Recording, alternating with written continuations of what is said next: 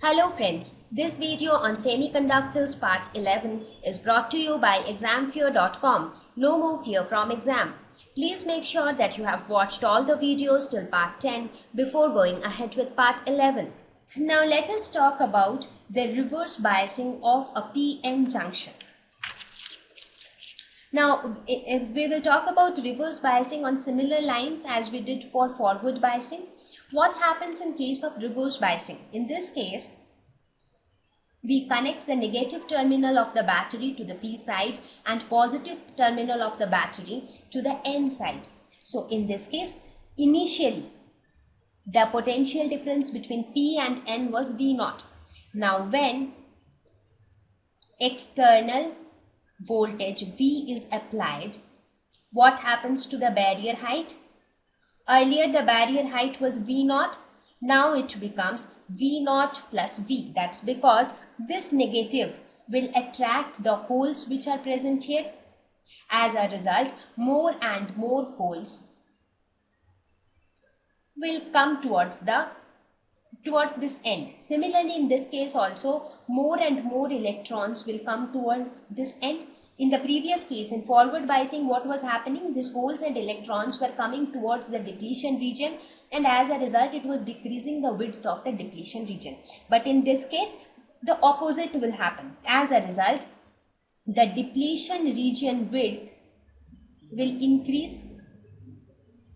Therefore, the flow of electrons from N to P and flow of holes from P to N will be suppressed. So as a result of this, flow of electrons from N to P and flow of holes from P to N will be suppressed, because in this case the barrier height has increased, so it will not at all encourage the flow of majority charge carriers, right? But on the other hand, what will happen? Since the width is increasing, the electric field strength will also increase, right? Now, what is the direction of the electric field strength? This is the direction of the electric field strength. Now, electric field strength is such that the electrons on P side will move towards N and the holes on N side will move towards P. Now, since depletion width is increasing, as a result of this, the electric field will also increase, and as a result of this, drift occurs. What is drift? Drift is nothing but electrons from P side will move towards N side and holes from N side will move towards P side, right? So this drift of minority charge carriers will give rise to drift current. So that means applied voltage does not play much role in deciding the drift current. For example, in case of forward biasing, we saw that as we increase or decrease the external applied voltage, the amount of diffusion current also increased or decreased accordingly. But in this case, the drift current is not dependent on the applied external voltage. The drift current is because of the width of the depletion region. So the drift current here depends on the concentration of minority carriers, because more the number of minority carriers, more would be the drift current, because then more and more minority carriers will move across the junction. So we can say that drift current is not much dependent on the applied voltage. Instead, it is dependent more on the concentration of minority charge carriers. Now see students, please do not get confused, because I am teaching all topics one after the another. They are all related. So just understand what is happening where. So till now, whatever we studied is about the P-type semiconductor and N-type semiconductor, which I'm sure is very clear to you now. Okay, what happens when we join a P-type and N-type semiconductor? A junction is formed in between.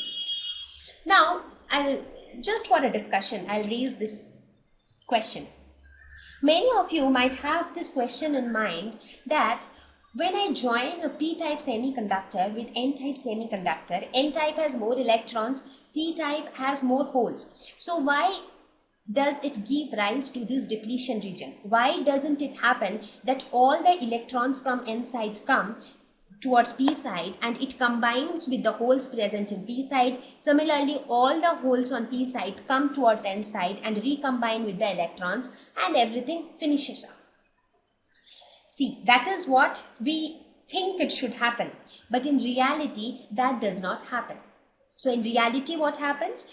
Due to the difference in concentration, diffusion of holes take place from p to n, diffusion of electrons take place from n to p. Some of them do recombine. It is not that none of them recombine. Some of the electrons which reach the p region, they recombine with holes, but it does not happen endlessly. Some of them do recombine, but in many of the cases the electron which moves, it leaves behind the positive immobile ion.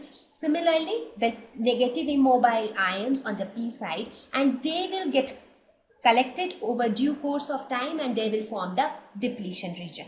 And this depletion region will then prevent the flow of majority charge carriers.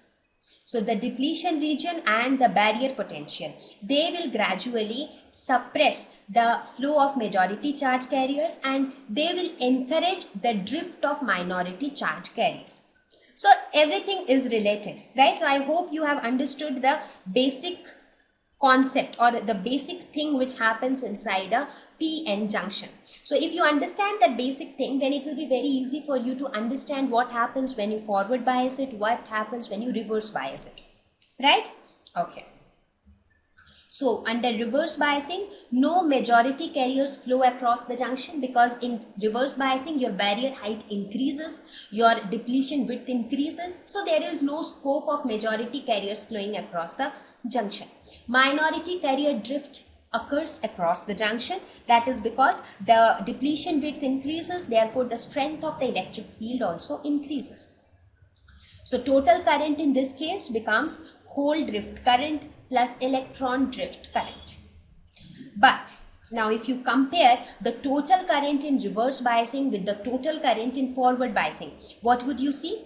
The total current in forward biasing is much larger as compared to the total current in reverse biasing, because diffusion current is huge, right? Because the number of majority charge carriers is huge. So the diffusion current is because of the flow of majority charge carriers. Therefore, diffusion current is very, very large when compared to the drift current. Drift current is a small amount of current because it deals with the number of minority charge carriers. So minority charge carriers are less, right? In p-type there are few electrons. Similarly in n-type there are few holes. So the number of carriers is very less in case of drift current. Therefore, the total current in reverse biasing is very less as compared to that of forward biasing. Thank you. Please visit examfear.com to watch free educational videos, try free online tests, get the best quality study materials, study from the best tutors and mentors, and much more. Thank you once again.